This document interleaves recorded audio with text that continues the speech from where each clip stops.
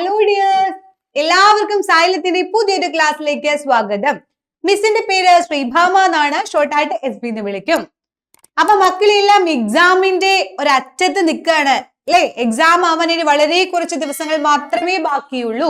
അപ്പൊ നമുക്ക് അതിൽ ഇമ്പോർട്ടന്റ് ആയിട്ടുള്ള എക്സാമിന് വരാൻ വളരെയധികം ചാൻസ് ഉള്ള 1 മാർക്ക് ക്വസ്റ്റ്യൻ ഡിസ്കഷൻ ആണ് ഇന്ന് മക്കൾക്ക് വേണ്ടി മിസ് ചെയ്യാൻ പോകുന്നത്. റെഡി അല്ലേ?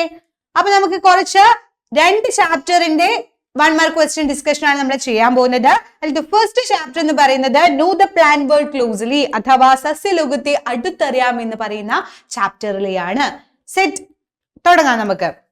നോക്കിക്കോളൂ, ഫസ്റ്റ് ക്വസ്റ്റ്യൻ എന്ന് പറയുന്നത് the pigment which give green colour to the leaves ആണ്. നമ്മുടെ ഇലകൾക്ക് പച്ച കളർ കൊടുക്കുന്നത് എന്താണ്? ഇലകൾക്ക് പച്ച നിറം നൽകുന്ന വർണ്ണ വസ്തുവാണ് എന്താ മക്കളെ? ക്ലോറോഫിൽ അഥവാ ഹരിതകം എന്ന് പറയുന്നത്. അല്ലേ മക്കളെ? കാരണം എന്താ, നമുക്കറിയാം ഓരോന്നിനും ഓരോരോ കളറാണ്. ചില ചുവന്ന ചീരയ്ക്ക് ഏത് കളറാ കൊടുക്കുന്നത്? ഇതെല്ലാം കൊടുക്കുന്നത് എന്താണ്? പിഗ്മെന്റ് ആണെന്ന് നമുക്കറിയാം. അപ്പൊ ഇങ്ങനെ പച്ച കളർ കൊടുക്കുന്ന പിഗ്മെന്റ് ആണ് ഹരിതകം. നമുക്കറിയാം ഫോട്ടോസിന്തസിസിൽ വളരെ ഇമ്പോർട്ടന്റ് ആയിട്ടുള്ള ഒരാളാണ് നമ്മുടെ ഹരിതകം അഥവാ ക്ലോറോഫിൽ എന്ന് പറയുന്നത്. അതിന്റെ പ്രസൻസിൽ മാത്രമേ നമ്മുടെ ഫോട്ടോസിന്തസിസ് നടക്കുള്ളൂ എന്ന് നമ്മൾ പറഞ്ഞു അല്ലെ. സെറ്റ് അല്ലേ? ഇനി അടുത്ത ക്വസ്റ്റ്യൻ നോക്കിക്കോളൂ. While observing the lower portion of the leaf, lot of small pores can be seen. These are called dash. എന്താണ് അതിനെ പറയുന്നത്? ഒരു ഇലയുടെ അടിവശം ലെൻസിലൂടെ നിരീക്ഷിച്ചപ്പോൾ ധാരാളം സൂക്ഷ്മ സുഷിരങ്ങൾ കണ്ടു. ഇവയാണ് ഡാഷ് എന്ന് പറയുന്നത്. എന്താണ് മക്കളെ? നമ്മൾ പറഞ്ഞു ഫോട്ടോസിന്തസിസില് നമ്മൾ കാർബൺ ഡൈ ഓക്സൈഡ് നമ്മൾ സ്വീകരിക്കുകയും നമ്മുടെ സസ്യങ്ങളുടെ ഇലകളിൽ വെച്ചിട്ടാണ് ഫോട്ടോസിന്തസിസ് നടക്കുന്നത്. അതിന് ഹരിതകവും സൂര്യപ്രകാശവും വേണം.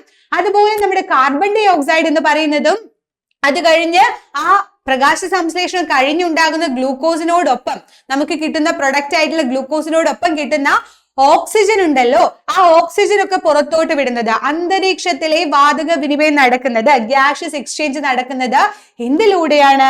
ഈ ഇലകളിലുള്ള സൂക്ഷ്മ സുഷിരങ്ങളിലൂടെയാണ്. അതിനെ പറയുന്നതാണ് സ്റ്റൊമാറ്റ അഥവാ ആസ്യരന്ധ്രങ്ങൾ എന്ന് പറയുന്നത്. സെറ്റ് അല്ലേ? ക്ലോറോഫിലിന്റെ മലയാളം എന്താണ്? നമ്മുടെ ഹരിതകമാണ്. Okay, set. അടുത്ത ക്വസ്റ്റ്യൻ നോക്കാം. Mushroom is a dash. Mushroom എന്ന് പറയുന്ന ഒരു ഡാഷ് ആണ്. എന്താ അത്? കൂൺ ഒരു ഡാഷ് ആണ്. നമ്മൾ ഇവിടെയാണ് കൂണിനെ പറ്റി പഠിച്ചത് മക്കളെ. സാപ്രോഫൈറ്റിന്റെ കേസിലല്ലേ? സാപ്രോഫൈറ്റ് ആണ്, ശവോപജീവിയാണ്. ശവോപജീവി എന്ന് പറഞ്ഞു കഴിഞ്ഞാൽ എന്താണ്? നമുക്ക് ജീർണാവശിഷ്ടങ്ങളിൽ നിന്ന് ഫുഡ് ഉണ്ടാക്കുന്ന ആൾക്കാരാണ് അല്ലെ. അതിൽ നിന്ന് ഫുഡ് വലിച്ചെടുത്ത് ഇപ്പൊ ജലവും ലവണമൊക്കെ വലിച്ചെടുക്കുന്ന ആൾക്കാരാണ് നമ്മുടെ സാപ്രോഫൈറ്റ് എന്ന് പറയുന്നത്. അപ്പൊ ജീർണാവശിഷ്ടങ്ങളിലൊക്കെ വളരുന്നതിനെയാണ് നമ്മൾ സാപ്രോഫൈറ്റ്, ശവോപജീവികൾ എന്ന് പറയുന്നത്. അതിന് എക്സാമ്പിൾ ആണ് നമ്മുടെ മഷ്റൂം എന്ന് പറയുന്നത്. പിന്നെ അതുപോലെ ഇതിന്റെ പ്ലാന്റ് ആണ് ഉദ്ദേശിക്കുന്നതെന്നുണ്ടെങ്കിൽ സാപ്രോഫൈറ്റിക് പ്ലാന്റിന് എക്സാമ്പിൾ ആയിട്ടുള്ള നിയോട്രോപ്പ, മോണോട്രോപ്പ നമ്മൾ പഠിച്ചു അല്ലെ. ഓക്കെ, അടുത്ത question. Give two example for parasitic plant. പരാത ജീവികൾക്ക് 2 ഉദാഹരണം. പരാത സസ്യങ്ങൾക്ക് 2 ഉദാഹരണം എഴുതുക. പരാത സസ്യങ്ങൾ എന്ന് പറഞ്ഞാൽ എന്താ മക്കളെ? പാരാസൈറ്റിക് പ്ലാന്റ് എന്ന് പറഞ്ഞാൽ എന്താണ്? ജലവും ലവണവും മറ്റ് സസ്യത്തിൽ നിന്ന് വലിച്ചെടുക്കുന്ന ആൾക്കാരാണ് അല്ലെ. ഇപ്പൊ മാവിലൊക്കെ കാണുന്ന ഇത്തൽ കണ്ണി ആയിക്കോട്ടെ, അതുപോലെ തന്നെ മുടില താളി ആയിക്കോട്ടെ, ഇതൊക്കെ എന്താ ചെയ്യുന്നത്? സ്വന്തമായിട്ട് ആഹാരം പ്രിപ്പയർ ചെയ്യുന്നതിന് വേണ്ടി. ഇപ്പോ ഇത്തൽ കണ്ണി ലൊറാന്തസിന്റെ കേസിൽ നോക്കുമ്പോ ജലവും ലവണവും വലിച്ചെടുത്തിട്ട് നമ്മുടെ സസ്യങ്ങളിൽ നിന്ന് വലിച്ചെടുത്തിട്ടാണ് സ്വന്തമായിട്ട് ആഹാരം പ്രിപ്പയർ ചെയ്യുന്നത് അല്ലെ. അത് സെമി പാരാസൈറ്റ് ആണ് നമുക്ക് പറയാം. ടോട്ടൽ പാരാസൈറ്റ് എന്ന് വെച്ചാൽ പൂർണ്ണപരാധങ്ങളുണ്ട്. ലൊറാന്തസ് അർദ്ധപരാധങ്ങള്. പൂർണ്ണപരാധങ്ങൾക്ക് ഉദാഹരണം ഇതാ നമ്മുടെ മൂടില താളി, കസ്ക്യൂട്ട എന്ന് പറയുന്നത് അല്ലെ മക്കളെ. കാരണം എന്താണ്? അതിന് ഇലകളില്ല, അതുകൊണ്ട് മുഴുവനായിട്ടും വലിച്ചെടുക്കാണ്. സസ്യങ്ങളിൽ നിന്ന് വലിച്ചെടുത്തിട്ടാണ് ഫുഡ് എന്ത് ചെയ്യുന്നത്? ഫുഡ് ഉണ്ടാക്കുന്നില്ല, വലിച്ചെടുത്താണ് ജീവിക്കുന്നത്. അപ്പൊ പാരാസൈറ്റിക് പ്ലാന്റിന് എക്സാമ്പിൾ ആയിട്ടുള്ള കസ്ക്യൂട്ട, മുടിലത്താളി, പരാത സസ്യങ്ങളുടെ 2 ഉദാഹരണം നമ്മൾ പഠിച്ചു. സെറ്റ്. അടുത്ത question. The weak stemmed plants that climb on support are. താങ്ങുകളിൽ പടർന്നു കയറുന്ന ദുർബല കാണ്ഡ സസ്യങ്ങളാണ് ഡാഷ് എന്ന് പറയുന്നത്. എന്താ മക്കളെ അത്? ക്ലൈംബേഴ്സ് എന്ന് പറയുന്നു അഥവാ ആരോഹികൾ എന്ന് പറയുന്നു ഇല്ലേ. എന്ന് വെച്ചാൽ ഇങ്ങനെ പടർന്ന് കയറാനേ അവർക്ക് പറ്റുള്ളൂ. ദുർബല കാണ്ഡ സസ്യങ്ങളാണ് അവർക്കുള്ളത്. എന്ന് വെച്ചാൽ സ്ട്രോങ് അല്ല. സ്ട്രോങ് ആണെങ്കിൽ അവർക്ക് സ്വന്തമായിട്ട് വളരാം. അപ്പൊ ദുർബല കാണ്ഡമായതുകൊണ്ട് പടർന്ന് കയറാൻ വേണ്ടിട്ട് ഒരു ഹെൽപ്പ് ആവശ്യമാണ്. ഒരു കൊമ്പോ മരമോ എന്തെങ്കിലും ആവശ്യമാണ്. അതിനാണ് ക്ലൈംബേഴ്സ് എന്ന് പറയുന്നത്. ഉദാഹരണമായിട്ട് നമുക്ക് വേണമെങ്കിൽ കുരുമുളക് തന്നെ പറയാം. സെറ്റ്. അടുത്തത് The plant which grow on the ground are called. ഗ്രൗണ്ടിലൂടെ, നിലത്തിലൂടെ എന്ന് വെച്ചാൽ തറയിൽ പടർന്ന് വളരുന്ന സസ്യങ്ങളെ ഡാഷ് എന്ന് വിളിക്കുന്നു. എന്താ മക്കളെ വിളിക്കുന്നത്? ക്രീപ്പേഴ്സ് എന്നാണ് പറയുന്നത്, അഥവാ ഇഴവള്ളികൾ എന്നാണ് പറയുന്നത്. നമ്മുടെ തണ്ണിമത്തന്റെ കേസിലൊക്കെ നോക്കുകയാണെങ്കിലും മത്തന്റെ കേസിലൊക്കെ നോക്കുകയാണെങ്കിലും നിലത്ത് കൂടെ ഇങ്ങനെ പടർന്നിട്ടാണ് വളരുന്നത് അല്ലേ മക്കളെ? അപ്പൊ അത് നമുക്ക് മനസ്സിലായി, സെറ്റായി. ഇനി അടുത്ത question, the root which grow from the aerial branches are called. പ്രധാന ശിഖരങ്ങളിൽ നിന്നും വളർന്നിറങ്ങി നിലത്തുറയ്ക്കുന്ന വേരുകളാണ് ഡാഷ് എന്ന് പറയുന്നത്. അത് ഏതിലാണ് നമ്മൾ മെയിൻ ആയിട്ട് പഠിച്ചത്? ആലിന്റെ കേസിൽ നമ്മൾ പഠിച്ചിട്ടുണ്ട് അല്ലെ, ബനിയാൻ ട്രീയുടെ കേസിൽ പഠിച്ചിട്ടുണ്ട്. ബ്രാഞ്ചിൽ നിന്നാണ് ആ റൂട്ട് വരുന്നത് നമ്മൾ പഠിച്ചിട്ടുണ്ട്. ബ്രാഞ്ചുകളിലൂടെ റൂട്ട് വരുന്നു. അത് എന്തിന് എക്സാമ്പിൾ ആണ്? ആ റൂട്ടിന് എന്താ പറയുന്നത്? പ്രോപ്പ് റൂട്ട് അഥവാ താങ്ങുവേരുകൾ എന്നാണ് പറയുന്നത്. Example Aalmaram. Okay, next question, the pigment which gives yellow color to the leaves. നമ്മൾ പറഞ്ഞു ക്ലോറോഫിൽ അഥവാ ഹരിതകം എന്ന് പറയുന്നത് പച്ച കളറാണ് കൊടുക്കുന്നത്. ഓരോന്നിനും ഓരോരു കളർ ഉണ്ടെന്ന് പറഞ്ഞു. ഈ യെല്ലോ കളർ കൊടുക്കുന്നത് ഏതാ മക്കളെ? സാന്തോഫിൽ ആണ്. സാന്തോഫിൽ എന്ന പിഗ്മെന്റ് വർണ്ണകമാണ് എന്ത് നൽകുന്നത്? സസ്യങ്ങൾക്ക് മഞ്ഞ കളർ, സസ്യങ്ങളിലെ ഇലകൾക്ക് മഞ്ഞ കളർ കൊടുക്കുന്നത്. സെറ്റ് അല്ലേ? ഇനി അടുത്തത് നമുക്ക് ഇങ്ങനെ ചോദിക്കുന്നതിന് പകരം ഫിൽ ഇൻ ദ ബ്ലാങ്ക് ആയിട്ട് നമ്മളോട് ചിലപ്പോൾ ചോദിച്ചേക്കാം. എങ്ങനെയാ ചോദിക്കാം? പെപ്പറിന്റെ ഡാഷ് ആണ്, ഗ്രേപ്പ് വൈനിന്റെ മുന്തിരിവള്ളിയുടെ പ്രധാനങ്ങളാണ്. അപ്പൊ മുന്തിരിവള്ളിയുടെ പ്രധാനങ്ങൾ പറയുമ്പോൾ സ്പ്രിങ് പോലെ കാണപ്പെടുന്നതാണ് അല്ലെ. അപ്പൊ പെപ്പറിന്റെ കേസിൽ വരുമ്പോൾ നമ്മൾ പറഞ്ഞിട്ടുണ്ട് അതിന് പറ്റുവേരുകളാണ് ഉള്ളത് എന്ന് പറഞ്ഞിട്ടുണ്ട്, ക്ലിങ്ങിങ് റൂട്ട്സ് ആണ് ഉള്ളത് എന്ന് പറഞ്ഞിട്ടുണ്ട്. കാരണം നമുക്കറിയാം ഇങ്ങനെ പോകുന്ന നമ്മുടെ കുരുമുളകില് ഇങ്ങനെ കുഞ്ഞായിട്ടുള്ള ദുർബലമായ കാണ്ഡമാണ് അവർക്ക് ഉണ്ടാവുക. അതുകൊണ്ട് തന്നെ പറ്റുവേരുകൾക്ക് അവർക്ക് ആവശ്യമാണ്, ക്ലിങ്ങിങ് റൂട്ട്സ് ആവശ്യമാണ്. സെറ്റ് അല്ലേ? ബനിയാൻ ട്രീയുടെ കേസിൽ പ്രോപ്പ് റൂട്ട് ആണ് എന്നുണ്ടെങ്കിൽ മാംഗ്രോവ്സിന്റെ കേസിൽ, കണ്ടൽക്കാടിന്റെ കേസിൽ നമ്മൾ ഏത് റൂട്ടാ മക്കളെ പഠിച്ചത്? ഭയങ്കര സ്ട്രോങ് ആണ് നമ്മുടെ കണ്ടൽക്കാട് എന്ന് പറയുന്നത്. ന്യൂമാറ്റോഫോർ അഥവാ ശ്വസന വേരുകളാണ് കണ്ടൽക്കാടുകളുടെ കേസിൽ വരുന്നത്. നമ്മൾ പറഞ്ഞു ജലത്തിലൊക്കെ കാണും, അതുപോലെ ഇങ്ങനെ പൊന്തി നിൽക്കുന്ന ശ്വസന വേരുകളാണ് ആർക്കുള്ളത്? നമ്മുടെ കണ്ടൽക്കാടിന് ഉള്ളത്. സെറ്റ് അല്ലേ? ഇനി അടുത്ത നോക്കിക്കോളൂ, കുക്കുംബർ ക്രീപ്പേഴ്സ് ആണ്. പി എന്ന് പറയുന്നത് എന്ന് വെച്ചാൽ വെള്ളരി എന്ന് പറയുന്നത് ഇഴവള്ളികളാണ്. പയർ എന്ന് പറയുന്നത് എന്താണ്? പയറിനൊക്കെ നമ്മൾ താങ്ങ് കൊടുക്കാറില്ലേ മക്കളെ? നമ്മൾ കൊമ്പൊക്കെ വെച്ചിട്ട് താങ്ങ് കൊടുക്കാറുണ്ടല്ലേ, അത് സ്ട്രോങ് ആവാൻ വേണ്ടിയിട്ട്. അതുകൊണ്ട് തന്നെ ഇത് ക്ലൈംബേഴ്സ് ആണ് നമുക്ക് പറയാം, ആരോഹികളാണ് എന്ന് നമുക്ക് പറയാം. ഓക്കെ, ഇനി അടുത്ത ക്വസ്റ്റ്യൻ, കരോട്ടിൻ എന്ന് പറയുന്നത് യെല്ലോയിഷ് ഓറഞ്ച് ആണ്. ആന്തോസയാനിൻ എന്ന് പറയുന്ന പിഗ്മെന്റ് എന്ത് കളറാണ് ഇലകൾക്ക് കൊടുക്കുന്നത്? കരോട്ടിൻ ഓറഞ്ച് കളർന്ന മഞ്ഞയാണെങ്കിൽ ആന്തോസയാനിൻ എന്ന് പറയുന്നത് ഏത് കളറാണ് കൊടുക്കുന്നത് മക്കളെ? റെഡ് കളറാണ് കൊടുക്കുന്നത്. ചുവന്ന കളർ, നമ്മുടെ ചുവന്ന ചീരയുടെ കേസ് നമ്മൾ പറഞ്ഞു അല്ലെ, ചുവപ്പ് കളർ വരാൻ എന്താണ് കാരണം? നമ്മുടെ വർണ്ണകമാണ്, അത് ആന്തോസയാനിൻ ആണ്. സെറ്റ് അല്ലേ? ഇനി അടുത്തതായിട്ട് വേറൊരു ടൈപ്പ് ആയിട്ട് ചോദിക്കാം, find out the odd one, കൂട്ടത്തിൽ പെടാത്തത് ഇത് എന്ന രീതിയിൽ നമ്മളോട് ചോദിക്കാം. അതിൽ വാട്ടർമെലൺ, കുക്കുംബർ, ബിറ്റർഗോട്ട്, പംകിൻ, തണ്ണിമത്തൻ, വെള്ളരി, പാവല്, മത്തന്. അതിന്റെ കേസിൽ എല്ലാം നമ്മൾ നോക്കുകയാണെങ്കിൽ നമ്മുടെ പാവല്, ബിറ്റർ ഗാർഡിന് മാത്രം ഒരു സ്പെഷ്യാലിറ്റി ഉണ്ട്, അത് മാത്രം പടർന്നു വളരുന്നതാണ്, ക്ലൈംബേഴ്സ് ആണ്. എന്നാൽ മറ്റുള്ളതൊക്കെ നിലത്ത് കൂടെ പടർന്നു വളരുന്നതാണ്. നമ്മുടെ തണ്ണിമത്തനായിക്കോട്ടെ, പാവലായിക്കോട്ടെ, മത്തനായിക്കോട്ടെ ഒക്കെ ഇഴവള്ളികളാണ്, ഇഴഞ്ഞിഴഞ്ഞ് വളരുന്നവയാണ്, ഇഴവള്ളികളാണ്. അതുകൊണ്ട് തന്നെ നമ്മുടെ പാവൽ ബിറ്റർ ഗാർഡ് ആണ് എന്തിന് എക്സാമ്പിള്? നമ്മുടെ ആരോഹികൾക്ക് എക്സാമ്പിള്. മറ്റുള്ളവ ഇഴവള്ളികളാണ്, ക്ലൈംബേഴ്സ് ആണ്. സെറ്റ്, സോറി ക്രീപ്പേഴ്സ് ആണ്. സെറ്റ്. ഇനി അടുത്തത് അമരാന്തസ്, മഷ്റൂം, പ്ലാന്റെയിൻ, പാഡി, ചീര, കൂണ്, വാഴ, നെല്ല്. അതിൽ ഏതാ മക്കളെ ഓഡ് വൺ? ഏതാണ് കൂട്ടത്തിൽ പെടാത്തതായിട്ട് കാണപ്പെടുന്നത്? മഷ്റൂം ആണ്. കാരണം എന്താണ്? അത് സാപ്രോഫൈറ്റ് ആണ്, എന്ന് വെച്ചാൽ ശവോപജീവിയാണ് എന്ന് പറഞ്ഞു.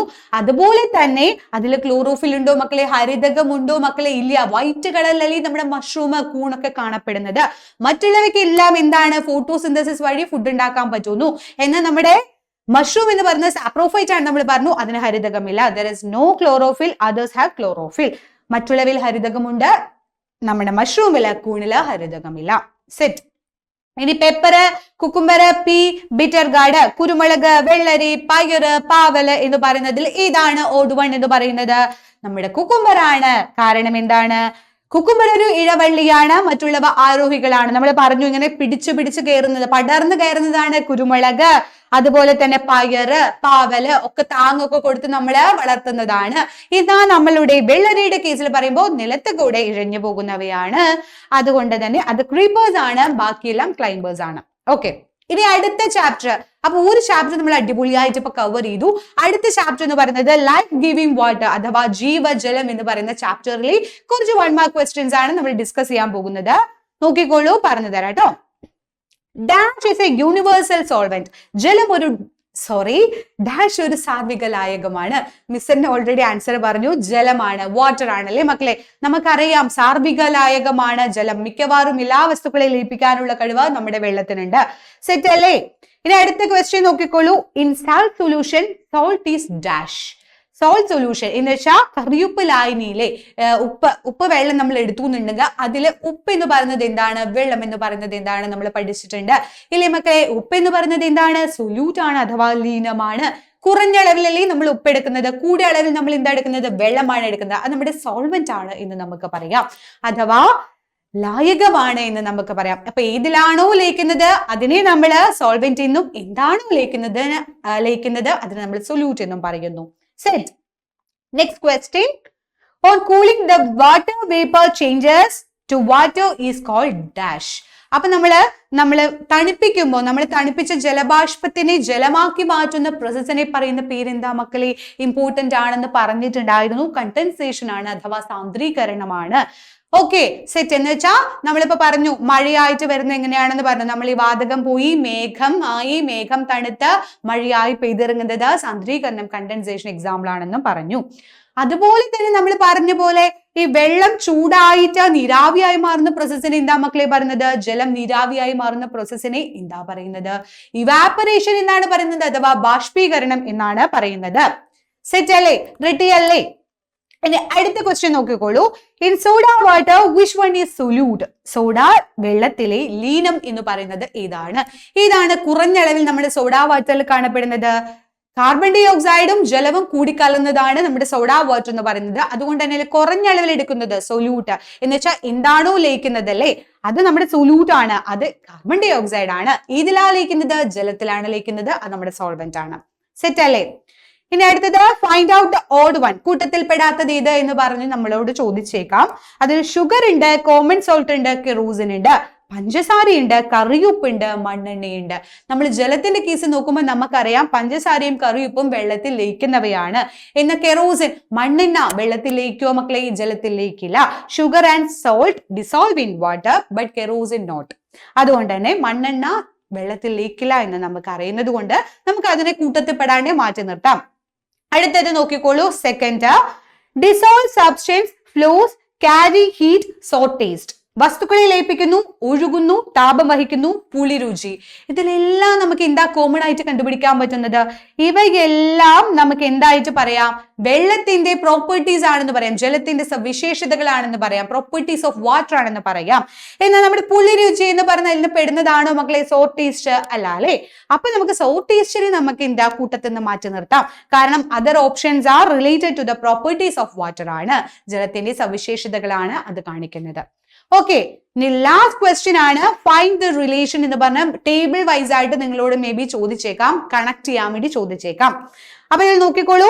സോൾവെന്റ് ഉണ്ട് അഥവാ ലായകമുണ്ട്, റെയിൻ വാട്ടർ ഹാർവെസ്റ്റിംഗ് മഴവെള്ള സംഭരണമുണ്ട്, അൺഡിസോൾവ്ഡ് ഇൻ വാട്ടർ ജലത്തിൽ ലയിക്കുന്നില്ല കൊടുത്തിട്ടുണ്ട്, ഇവിടെ വാട്ടർ ജലം കൊടുത്തിട്ടുണ്ട്, ഇവാപറേഷൻ ബാഷ്പീകരണം കൊടുത്തിട്ടുണ്ട്, കെറോസിൻ മണ്ണെണ്ണ കൊടുത്തിട്ടുണ്ട്, റെയിൻ പിറ്റ്സ് മഴക്കുഴികൾ കൊടുത്തിട്ടുണ്ട്, മോപ്ഡ് വെറ്റ് ഫ്ലോ ഡ്രൈസ് ഓഫ് നനച്ചു തുടച്ച തറ ഉണങ്ങുന്നു.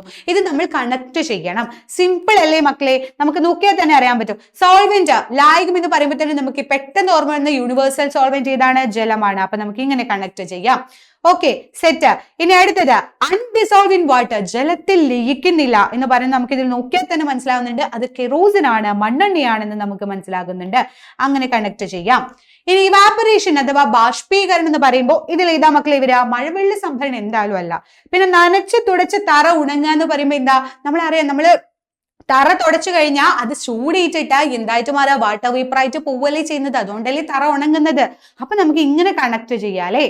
ഓക്കെ, ബാഷ്പീകരണം, mopped wet floor dries off. പിന്നെ റെയിൻ പിറ്റ് എന്ന് വെച്ചാൽ മഴക്കുഴികൾ എന്ന് പറയുന്നത് മഴവെള്ള സംഭരണത്തിന് വേണ്ടിയിട്ടാണ് യൂസ് ചെയ്യുന്നത്. അപ്പൊ സെറ്റ് ഏതാ?